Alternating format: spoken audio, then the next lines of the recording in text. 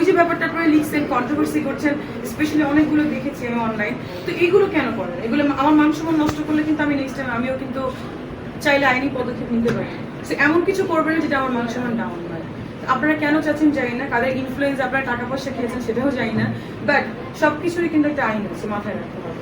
So আমি যেটা বলবো যে আপনারা নিজেরা জানেন না, অশিক্ষিত লোকজন আপনারা ম্যাক্সিমাম, আমি আপনাদের বলছি না, যারা যারা লিখেন এইগুলা, তারা মনে করেন এমন জিনিস, চিফ গেস্ট কি আপনারা সেটা জানেন না, আর আপনার ব্র্যান্ড প্রমোটার কি জানেন না। এইটার আগে ডেফিনেশন বা এটাকে আগে মানে ভেঙে জানবেন কি what is the meaning.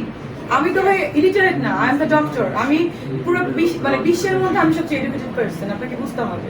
So আপনারা মনে করেন ডিফারেন্সিয়েশনই বুঝেন না, কেন আপনারা এরকম ক্যাপশন দেবেন উল্টাপাল্টা? যা খুশি দেন, ঠিক আছে, বাট এটা কেন দিবেন? আমাকে ছোট করা হচ্ছে। ভাই এই যে প্রোগ্রামটা হলো, ওই যে মডেল প্রোগ্রামটা গেলাম, এটা তো আমি ক্রিয়েট করেছি, এবং যার সঙ্গে দিলে he is my own kind of partner, আমি তার সাথে বিজনেস করছি, সে আমাকে কেন ছোট করবে?